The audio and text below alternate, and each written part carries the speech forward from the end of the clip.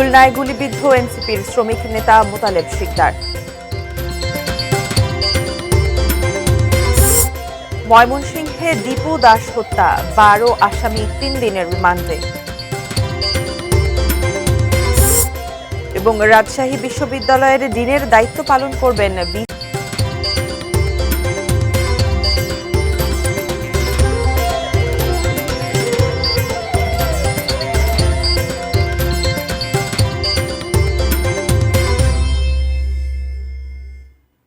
এটি নিউজ দেখছেন।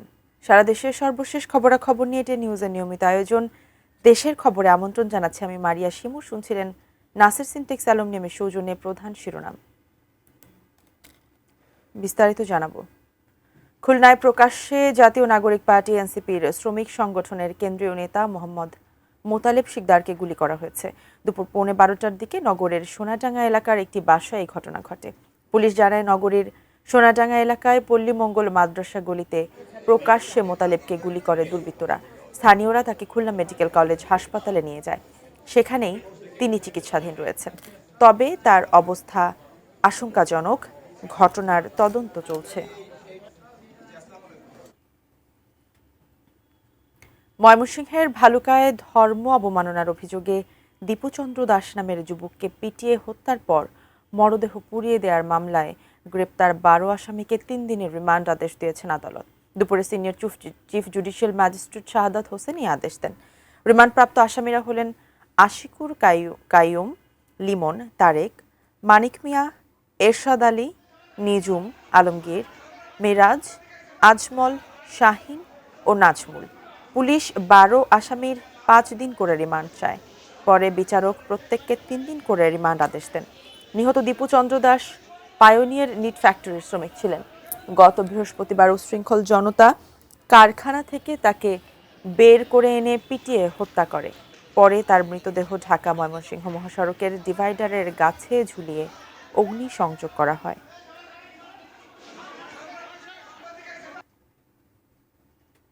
দায়িত্ব পালনে অপারগতা প্রকাশ করা রাজশাহী বিশ্ববিদ্যালয়ের আওয়ামীপন্থী 6 ডিনদের রুটিন দায়িত্ব পালন করবেন উপাচার্য ও 2 উপাচার্য, জানিয়েছেন registrar professor doctor Iftikharul Alam Masud.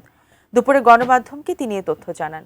উপাচার্য প্রফেসর সালেহ হাসান নকিব বিজ্ঞান এবং প্রকৌশল অনুষদের, ব্যবসায় শিক্ষা ও আইন অনুষদের দায়িত্ব পালন করবেন উপ উপাচার্য professor doctor Mohammad mine Uddin এবং ভূবিজ্ঞান ও সামাজিক বিজ্ঞান অনুষদের দায়িত্ব পালন করবেন উপ উপাচার্য প্রফেসর ডক্টর মোহাম্মদ ফরিদ উদ্দিন খান। নিজ নিজ অনুষদের শিক্ষকদের ভোটে নির্বাচিত 12 জন ডিনদের 2 বছরের মেয়াদ গত 17 ডিসেম্বর শেষ হয়। এরপর বিশ্ববিদ্যালয়ের উপাচার্য তাদের রুটিন দায়িত্ব পালনের আহ্বান জানান। কিন্তু রাকসুর জিএস ও বিশ্ববিদ্যালয়ের শিক্ষার্থীদের একটি অংশ আওয়ামীপন্থী 6 জন ডিনদের পদত্যাগের দাবিতে গতকাল রোববার দিনভর উপাচার্য, উপ উপাচার্যদ্বয়, রেজিস্ট্রার ও ডিনদের কার্যালয়ে তালা ঝুলিয়ে দেন। পরে রাতে উপাচার্যের বাসভবনে গিয়ে 6 জন ডিনে লিখিতভাবে দায়িত্ব পালনে অপারগতা জানিয়ে চিঠি দেন।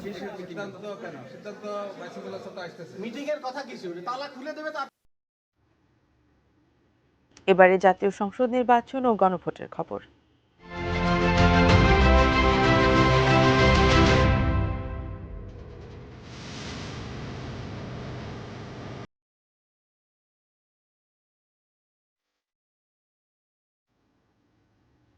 ত্রয়োদশ জাতীয় সংসদ নির্বাচনকে সামনে রেখে মনোনয়ন সংগ্রহ করেছেন বিভিন্ন দলের প্রার্থীরা। জাতীয় সংসদ নির্বাচনে চাঁপাইনবাবগঞ্জ 1 আসনে বিএনপি চেয়ারপারসনের উপদেষ্টা অধ্যাপক শাহজাহান মিয়ার পক্ষে মনোনয়নপত্র সংগ্রহ করেন শিবগঞ্জ পৌর বিএনপির আহ্বায়ক শফিকুল ইসলাম।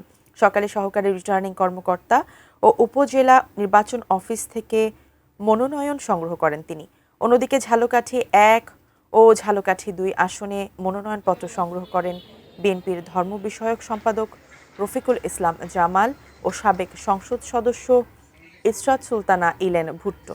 বেলা 11:30টায় জেলা মনোনয়নপত্র সংগ্রহ করেন কুষ্টিয়া 2 আসনের বিএনপি প্রার্থী ব্যারিস্টার রাগিব রৌফ চৌধুরী ও কুষ্টিয়া 3 আসনের বিএনপি প্রার্থী ইঞ্জিনিয়ার জাকির হোসেন সরকার।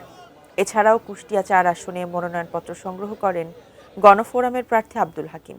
কুমিল্লায় এখন পর্যন্ত 11টি আসনে মোট 55টি মনোনয়নপত্র সংগ্রহ করেন প্রার্থীরা।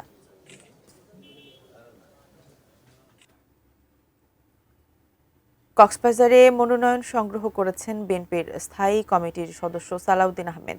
জেলার 4টি সংসদীয় আসনে ইসলামী আন্দোলনের 4 জন প্রার্থী মনোনয়ন সংগ্রহ করলেও জামায়াতের কোনো প্রার্থী আজ মনোনয়ন ফর্ম সংগ্রহ করেননি। এ বিষয়ে বিস্তারিত জানাতে যুক্ত হচ্ছেন কক্সবাজার প্রতিনিধি অর্পণ পড়ুয়া।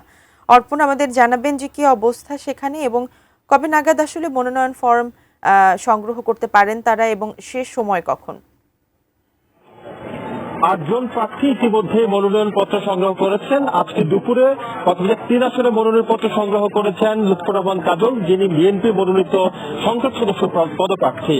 এর আগে চকরিয়া পেকুয়া যে কক্সবাজার 1 আসন রয়েছে, এই আসন থেকে বিএনপির জাতীয় স্থায়ী কমিটির সদস্য সালাউদ্দিন আহমেদ তিনি মনোনয়ন পত্র সংগ্রহ করছেন। যদিও 4টি সংসদীয় আসনে আপনি যেমনটি বলছিলেন জামায়াতের পক্ষ থেকে এখনো কেউ মনোনয়ন পত্র সংগ্রহ করেননি, তবে ইসলামী আন্দোলনের 4 জন প্রার্থী 4টি আসন থেকে মনোনয়ন পত্র সংগ্রহ করেছেন। আমাদের সাথে ঠিক এই মুহূর্তে রয়েছেন কক্সবাজার 3 আসনে যিনি নিজের প্রার্থিতা ঘোষণা দিয়েছেন কক্সবাজার ইনিশিয়েটিভের সভাপতি ইলিয়াস মিয়া। তার কাছে একটু জানতে চাইবো, আপনি কবে মনোনয়ন পত্র সংগ্রহ করবেন? আমি এটা টিমের ব্যাপার, তবে সম্ভবত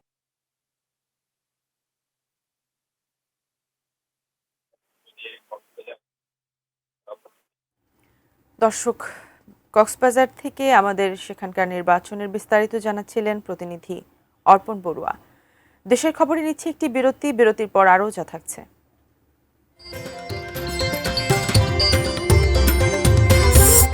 খুলনা 2 আসনের মনোনয়ন ঘিরে দ্বিধা বিভক্ত বিএনপির নেতাকর্মীরা এবং ভূমিকম্পের উচ্চ ঝুঁকিতে সুনামগঞ্জ, মাঝারি কম্পনে ও বিপর্যয়ের শঙ্কা।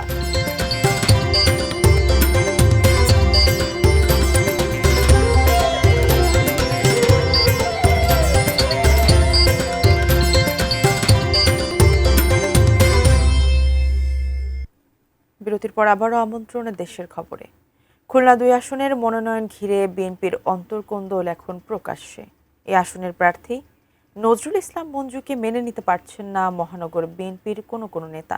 ঐক্যবদ্ধ থাকতে কেন্দ্রের নির্দেশনাও আমলে নিচ্ছে না কোনো নেতাকর্মী, যা স্পষ্ট করেছে বিভাজন। খুলনা বিভাগীয় প্রতিনিধি মোহাম্মদ অসীমের পাঠানো তথ্য ও ছবিতে ডেস্ক রিপোর্ট। সংসদ নির্বাচন সামনে রেখে গত 3 নভেম্বর প্রথম দফায় খুলনা 2 আসনে নজরুল ইসলাম মঞ্জুকে দলীয় প্রার্থী ঘোষণা করে বিএনপি। তবে প্রার্থী ঘোষণার 1.5 মাস পরেও বিরোধ ঘচেনি মঞ্জুকে নিয়ে। বিএনপির ঘাঁটি হিসেবে পরিচিত এই আসনে মঞ্জুকে এখনো মেনে নিতে পারছে না মহানগর বিএনপির নেতারা। স্থানীয় নেতাদের দাবি, খুলনা 2 আসনে তাদের পছন্দের প্রার্থীকে মনোনয়ন দেওয়া হয়নি। নিজের কিছু অনুসারী নেতার সঙ্গে বৈঠক করলেও এখন পর্যন্ত দলীয় কার্যালয়ে যাননি মঞ্জু। নির্বাচনী এলাকার 2টি থানা ও 16টি ওয়ার্ড কমিটির বর্তমান নেতাকর্মীদেরও ডাকেননি তিনি। আমরা যেখানেই উনি যাচ্ছেন সেই ওয়ার্ডকে কিন্তু আমাদের বলে দেওয়া আছে সর্বাত্মক সহযোগিতা করার জন্য, যেহেতু উনি আমাদেরকে নিচ্ছেন না। এই ভ্যাকুমটা আসলে উনার পূরণ করতে হবে, উনিই করতেছেন না। চাওয়া পাওয়ার একটা বিচ্ছেদ বেদনা থাকতেই পারে, কিন্তু ধানের শীষের সাথে তো এগুলো যায় না। আমার প্রার্থী হয়তো পাইনি, কিন্তু ধানের শীষ তো জেতাতে হবে। খুলনা মহানগর বিএনপির ভাষ্য, মঞ্জু নিজ অনুসারীদের নিয়ে একক বলয় তৈরি করতে চান। প্রার্থী কেন যেন একটু আলাদা আলাদা নির্বাচন করার এবং আমাদের এই যে খুলনা সদর এবং সোনাডাঙ্গায় প্রায় 10,000 নেতাকর্মী বাইরে রেখে নির্বাচন করা তিনি শুরু করে দিয়েছেন। 2021 সালের ডিসেম্বরে মহানগর বিএনপির থেকে বাদ পড়েন মঞ্জু। বিভাগীয় সাংগঠনিক সম্পাদকের পদ থেকেও অব্যাহতি দেওয়া হয় তাকে। তারপর থেকেই পাল্টাপাল্টি অবস্থান নিয়ে রয়েছেন মহানগর বিএনপির দুপক্ষ। আমরা ইতিমধ্যে অনেক দূরত্ব কমিয়ে ফেলেছি এবং আমরা তাদের প্রোগ্রামে সবাই যাচ্ছি, তারাও আমাদের প্রোগ্রামে আসতেছে এবং এখানে এই বিভেদ নিয়ে কারো মাছ শিকার করার কোনো সুযোগ নাই। দক্ষিণাঞ্চলের রাজনীতিতে খুলনা 2 খুবই গুরুত্বপূর্ণ। এই আসন থেকেই 2001 সালে নির্বাচিত হন বিএনপির চেয়ারপারসন বেগম খালেদা জিয়া। এছাড়া 2 বার নির্বাচিত হয়েছিলেন সাবেক speaker Sheikh Razzak Ali. Sharjana Ananya, desk report, ATN news. Dauki ফল্টের কারণে ভূমিকম্পের উচ্চ ঝুঁকিতে সুনামগঞ্জ, বিশেষ করে এই জেলার হাওর ও জলাশয় ভরাট করে অপরিকল্পিত বহুতল ভবন নির্মাণ সহ একাধিক কারণে ঝুঁকিতে রয়েছে ভাটি অঞ্চল। মাঝারি ধরনের ভূকম্পনেও ধসে পড়তে পারে জেলার শতাধিক পুরনো ও অপরিকল্পিত ভবন। সুনামগঞ্জ প্রতিনিধি মেহেদী হাসানের তথ্য ছবি নিয়ে ডেস্ক রিপোর্ট। প্রতি বছর সুনামগঞ্জ জেলার মানুষ পাহাড়ি ঢলে বাঁধ ভেঙে ফসল তলিয়ে যাওয়া কিংবা বন্যার আতঙ্কে সময় পার করলেও বর্তমানে বিরাজ করছে ভূমিকম্প আতঙ্ক। সুনামগঞ্জ পৌর শহর থেকে ৬০ কিলোমিটার দূরে ডাউকি ফল্টের অবস্থান। সক্রিয় এই ফল্ট লাইনের কারণে বিভিন্ন সময় কেঁপে ওঠে সুনামগঞ্জ সহ সিলেট অঞ্চল। সিলেট সুনামগঞ্জ অঞ্চল রয়েছে উচ্চ ঝুঁকিতে, ফলে ভূমিকম্প বলয় হিসেবে ২০১৯ সালে সুনামগঞ্জ শহর নির্দিষ্ট ঝুঁকিপূর্ণ ভবন চিহ্নিত করে পৌর কর্তৃপক্ষ। এই যেমন সুনামগঞ্জ পৌর শহরে ডিএস রোড এলাকায় অবস্থিত পৌর বিপণী মার্কেট, যেখানে প্রায় বিভিন্ন রকমের অর্ধশতাধিক দোকানপাট রয়েছে। তবে গত ১ দশক আগে এই মার্কেটকে ঝুঁকিপূর্ণ ঘোষণা করা হয়েছিল, কিন্তু পৌর কর্তৃপক্ষ ঝুঁকিপূর্ণ ভবনের ৩ তলায় নতুন স্থাপনা বরাদ্দ দেয়া অব্যাহত রেখেছে। তবে চলতি বছরে এই এলাকায় ৩টি মৃদু ভূকম্পনের কারণে আতঙ্ক আরও বেড়েছে। জলাজন্য এবং পুরাতন ভবনগুলা ভূমিকম্প হলেই ধসে পড়বে এবং হাজার হাজার প্রাণহানি ঘটবে। ভূমিকম্প নিরোধক নয় এমন ভবন এই শহরে না থাকাই ভালো। পৌর কর্তৃপক্ষ বলছে, জেলায় ঝুঁকিপূর্ণ শতাধিক ভবন চিহ্নিত করে অভিযান পরিচালনা করা হবে। আমাদের প্রশাসক মহোদয়ের নির্দেশে আমরা এই ঝুঁকিপূর্ণ ভবনের তালিকা করছি এবং আমরা বিল্ডিং কোডে আমরা যথাযথ ব্যবস্থা গ্রহণের চেষ্টা করব। এই বিষয়ে আমি পৌর প্রশাসককে বলবো, তারা যেন এই কোনো নতুন ভবন যদি অনুমোদন দেয় তার পূর্বে যেন এই নিরাপত্তা অংশটুকু কঠিনভাবে বিবেচনা করে অনুমোদন দেয়। Sharjana Ananya, desk report, ATN news. দেশের খবরে আবারও নিচ্ছি বিরতির সঙ্গেই থাকুন।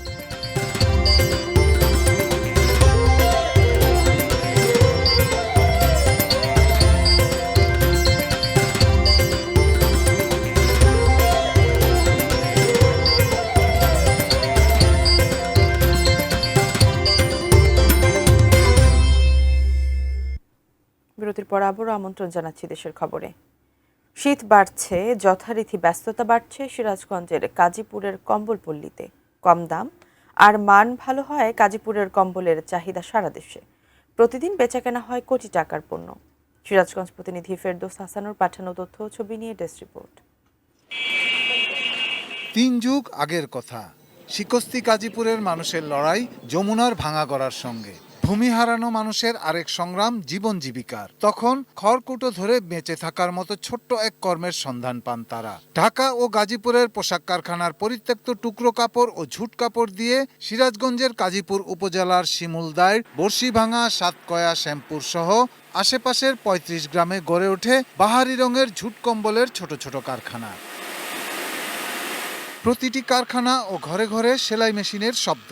এখন এই শিল্পের সঙ্গে যুক্ত প্রায় ৫০০ ব্যবসায়ী ও ৫০,০০০ শ্রমিক। তৈরি হয় ৯০ থেকে ৬,০০০ টাকা পর্যন্ত দামের প্রায় ১৬০ ধরনের কম্বল। প্রতিদিন এই অঞ্চলে বেচাকেনা হয় কোটি টাকার পণ্য।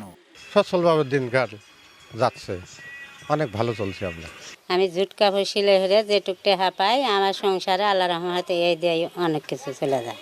দেশের বিভিন্ন প্রান্ত থেকে পাইকাররা আসেন, পাশাপাশি অনলাইন মাধ্যমেও বিপুল পরিমাণ বিক্রি হয় কম্বল ও শিশুদের শীতের পোশাক। আমাদের সাথে ভিডিও কলে দেখে কম্বলগুলো নিতে পারতেছে। আমরা কুরিয়ারের মাধ্যমে ক্যাশ অন ডেলিভারিতে কম্বলগুলো পৌঁছে দিচ্ছি সারা বাংলাদেশেই। অনেক জেলা থেকে অলরেডি পাইকার আসা শুরু করেছে। আমাদের সমস্যা মূলত মূলধনের অভাব। বগুড়া থেকে আসছি এখানে মাল নিতে। এখানকার মালের চাহিদা বেশি বা ভালো, মান ভালো, দাম অনেক সাশ্রয় পাওয়া যায় বিধায় আমরা ঢাকা না যেয়ে আমরা কাজীপুর শিমুলদার বাজার থেকে কম্বল সংগ্রহ করি। সরকারি সহায়তা ও সহজ ঋণ সুবিধা পেলে এই শিল্পের আরও প্রসার ঘটবে, জেলার অর্থনীতি আরও দৃঢ় হবে বলে মনে করেন ব্যবসায়ী নেতারা। যদি স্বল্প সুদে তাদের ঋণ দেওয়া যায় তাহলে এই শ্রমিকরা আরও কাজ করতে পারবে, আরও কম্বল তৈরি করতে পারবে, ব্যবসাটাকে আরও প্রসারিত করতে পারবে। Shahidul Rana, desk report, ATN news. দেশের খবর ছিল এই পর্যন্তই। কাল আবারও দেখা হবে একই সময়। সে পর্যন্ত সবাই ভালো থাকুন, দেখতে থাকুন এটিএন নিউজ। ধন্যবাদ সবাইকে।